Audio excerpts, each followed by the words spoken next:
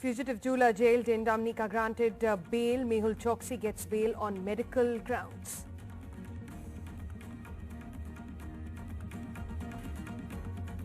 Retail inflation remains high in June, 2.26%. Fuel inflation almost 13%.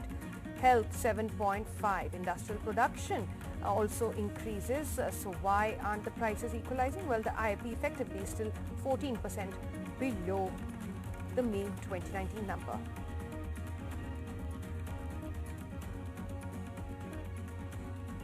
Prime Minister will discuss the COVID situation with the North-East Chief Ministers tomorrow. Currently, 58 districts in India have a positivity rate over 10%. And all this when the IMA, Medical Association, says a third wave now is imminent.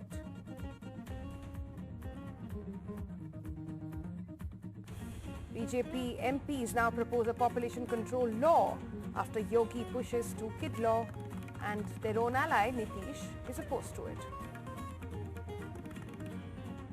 A group of 74 former bureaucrats and police officers have now written an open letter alleging complete breakdown of governance and blatant violation of rule of law in Uttar Pradesh. Monsoon inches forward but misses its date with the capital again after criticism. New dates are now put out, but this as Yamuna is reaching its lowest level in over 50 years. Water war now breaks out between Haryana and Delhi. Lightning kills 11 taking selfies. Almost 60 people die as lightning strikes in UP and Rajasthan. Meanwhile, flash floods near Dharamshala.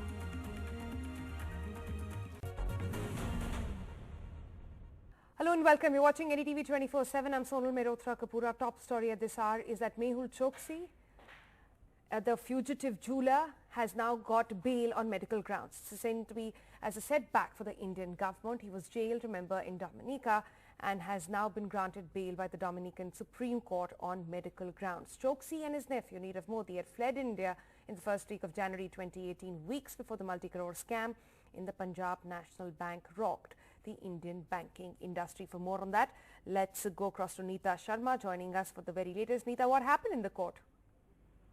Sonal, as you were mentioning, it's a big setback for India because India was hoping that, he would either be deported or extradited back from Dominica. But now he's been granted bail by the Dominican High Court on medical grounds. Now he can travel back to Antigua to seek his treatment there. And then Choksi will also be, returning to Dominica to face charges for his illegal entry. The court has given the bail on, he has to furnish a bail bond which has been set for an amount of 10,000 Eastern Caribbean dollars. That's what we are being told. He had gone missing from Antigua on May 23rd, and then he had appeared in Dominica. He alleges that, he was kidnapped from there. He has been staying in Antigua since 2018. He's one of the wanted the persons here as far as India is concerned. But now this is a big setback for India. Now he'll be going back to Antigua. That's the initial bit of information that we're getting. Sonal? All right, Neeta, thanks so much for joining us with the very latest. The other big story we are tracking, we've been feeling it for a while in the prices of food, even fuel going up, and now the retail inflation reflecting the same. It remains high in June at 6.26%. There's been a very slight dip over there of just about 0.04%. But urban inflation, that has seen a rise to 6.4%, up by almost 0.5% over there. Fuel also up, and so is the food inflation. These figures obviously reflected in the constant rise of prices, like I said, of fuel and food. Those hit most by inflation at the moment is obviously the middle class family. Many struggling to find their feet in these tough times of COVID. Dev Prakash Mishra had many customers before the pandemic. Now most are working from home. And with prices of edible oil, cooking gas and other commodities rising, he has had to increase his prices by 10 rupees. जो भी 1000-1200 में था वो भी 1500 में हो गया. आटा महंगा हो रहा है, ऊपर से तेल इतने भाव चढ़ रहे हैं, तो पब्लिक है नहीं, तो ऊपर से बस धंधा पानी से खाली अपने को खाने का दोनों टाइम का वक्त का हो जाता है, प्रबंध बाकी कुछ नहीं हो पा रहा है. Anil Fulawali sells tea in Mumbai's Lower Parel area, and with prices of milk, sugar, cooking gas are up, he's losing 1,000 rupees a week. सगळ्याच भाव वाढला, दुधाचे वाढल्यात, गॅसचे वाढल्यात, साखरेचे पण वाढले आता परत गिराईक पण कमी आहे. रेट वाढवले की गिराईक येत नाही आमच्याकडे जास्त. Not just small businessmen, even householders are worrying about their budget at a time when people have either lost their jobs or salaries have not gone up for a long time. Sharvari Chavan lives in a one-room house in a chawl in Mumbai's Chunabatti area. She has 2 children and her bills are becoming impossible to pay. तेलाची जवळजवळ 10,000पर्यंत आमची जाते सगळं खर्च. त्याच्यात भागवायचं म्हणजे आपल्याला कुठे जमत नाही. तसं म्हणायला पगार पण वाढ झालेली नाही. For June, the retail inflation touched 6.26%, well above RBI's comfort level of 4% plus or minus 2%. This was mainly because of rising fuel and edible oil prices along with pulses. On July 7th, petrol prices touched 100 rupees a litre in all 4 metros.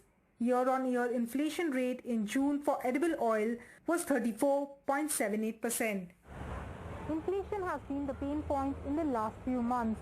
Rising prices of fuel and commodities have clearly pinched the common man, and it is time government needs to listen to these cries and provide some relief to the common man who already have been suffering due to the pandemic.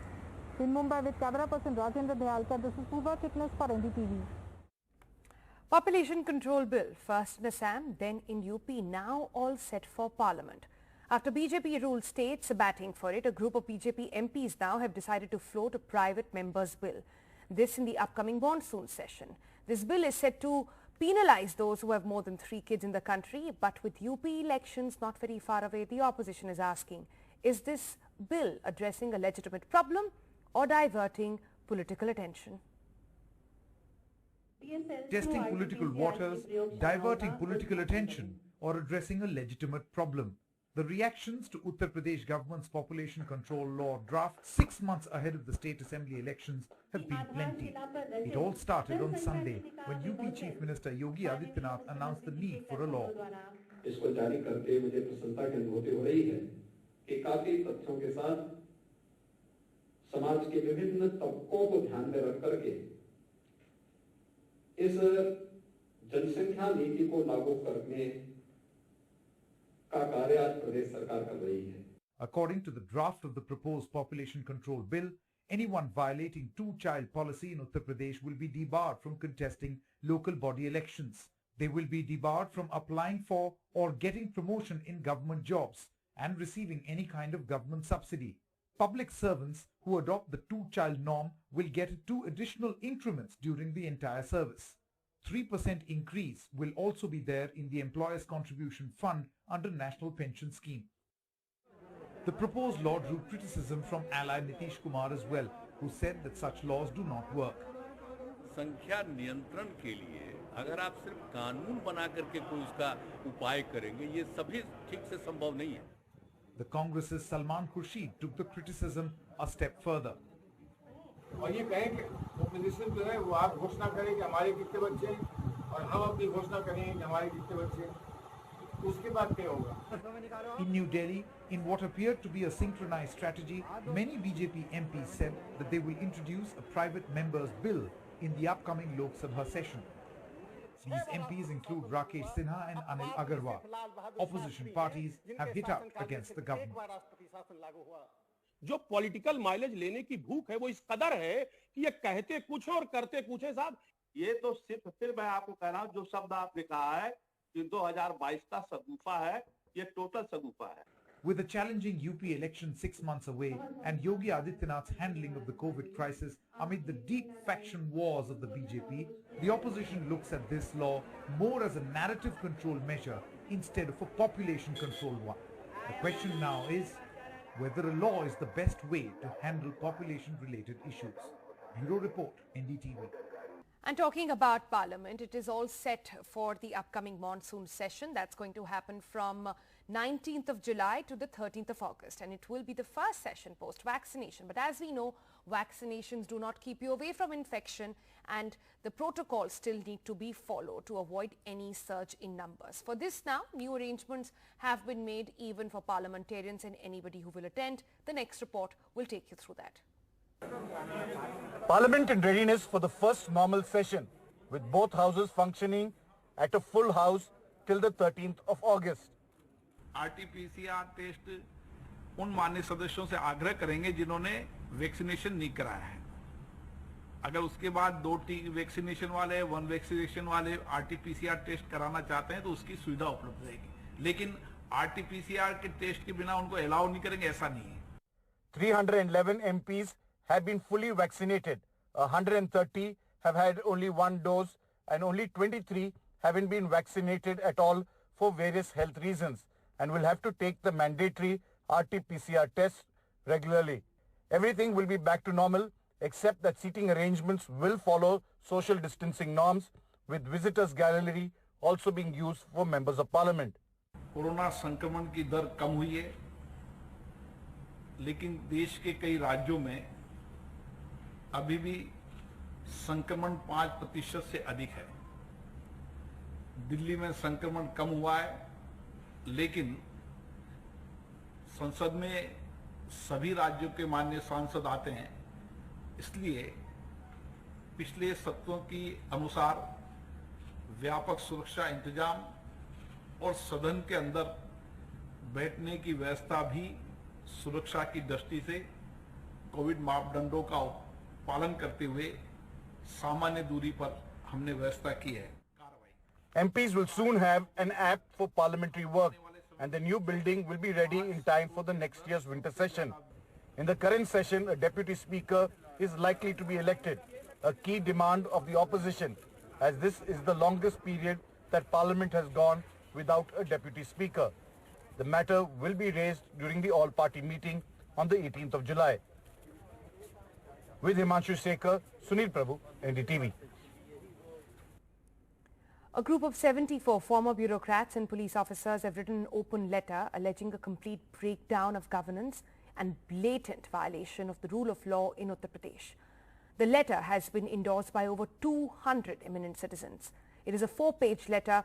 IS, IPS, IFS officials have alleged arbitrary detentions and torture of the police and attacks on peaceful protesters as well. Let's quote from that letter to you now. Ruling regime in UP has ushered in a model of governance which swerves further away from the values of the constitution. It seems clear that all branches of the administration, including the executive magistrates and the police, have collapsed. Detentions, criminal charges and recoveries employed against all those who exercise their right to democratic protest. UP has seen a systemic blurring of lines between actions of the state, particularly its police force, and that of vigilante groups. The bias of the present government of UP against Muslims has been open and uninhibited. The monsoon has missed its date with Delhi yet again. This was the third likely date of monsoon's arrival issued by the IMD, which was missed. So far, little progress has been seen in the monsoon in the north, almost stationary at the moment. And while we wait for the monsoon, Yamuna in the national capital running dry. Yamuna today was at its lowest level in over 50 years. And this led to water wars between Delhi and Haryana. And the matter has now reached the Supreme Court. Water wars between Delhi and Haryana with no sign of the monsoon here. आप देखिए ये scale है, हाँ, ये लाल और काले रंग से बनाए गए एक स्केल हमने यहाँ लगाया हुआ है, हाँ, जो 674 तक कम से कम होना चाहिए. जो बीच में आप बड़ी सी लाइन देख रहे हैं, हाँ, हाँ, हाँ, हाँ, कम से कम इतना, यानी कि इतनी गिरावट यमुना नदी के स्तर में आई है. 1 फुट पानी भी अगर कम होता है इस मेजरिंग स्केल पे, तो दिल्ली में त्राहिमाम हो जाता है. The Yamuna hasn't been so dry for over 50 years. The Delhi government accuses Haryana of providing less water than what the Supreme Court has ordered. The Haryana government says lies, and that deficient rain so far means less water. But there was enough for water cannons against BJP workers protesting against Delhi government over the water crisis. For 3 days, the Met's daily forecast of the monsoon reaching Delhi has been off the mark, which is very unusual. Officials warded off criticism but are no longer forecasting a date. Delhi में गड़बड़ नहीं है। दिल्ली में अभी हम लोग further study करेंगे कि इतना कंडीशन होने के बाद रेन क्यों लार्ज स्केल में रियलाइज नहीं हुआ। तो विंड और टेम्परेचर तो डाउन है, तो साइंटिफिकली तो मानसून का ऐसे ही जाता है कंडीशन हमारा, लेकिन रेन प्राइम करेगा। डेट मतलब क्या है, अगर होना है तो यही मॉनिटरिंग टाइम में होगा, जो मॉनिटरिंग हम रखे हैं। The monsoon has moved. It's now 100 kilometers north of Delhi, but continues to elude the capital. With Chetan Bhattacharjee, Osama Shah for NDTV. So there was no monsoon rain in Delhi, but devastation elsewhere. Near McLeodganj, near Dharamshala, there were flash floods with people, including children, being swept away.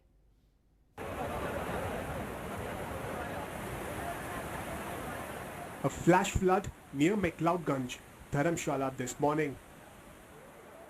A 9-year-old girl is among several people missing in Himachal Pradesh's Kangra district. Social media के ऊपर काफ़ी भ्रांतियाँ और stories चल रही हैं कि cloud burst हुआ या फ्लैश फ्लड्स आ गए।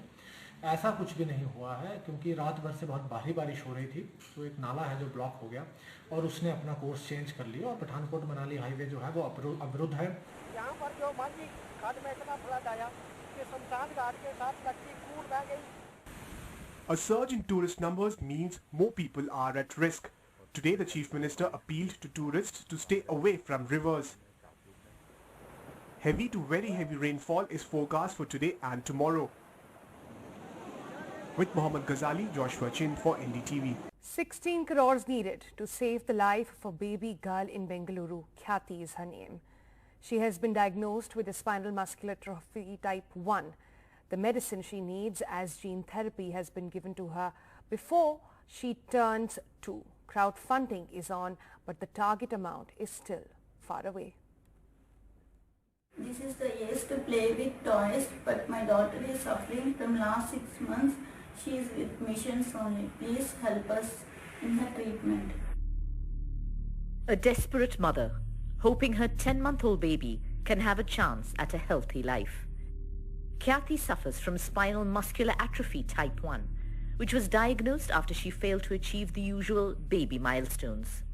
Khyati needs to receive gene therapy through a medicine called Zolgensma before she turns 2 years old. The cost, 16 crore rupees.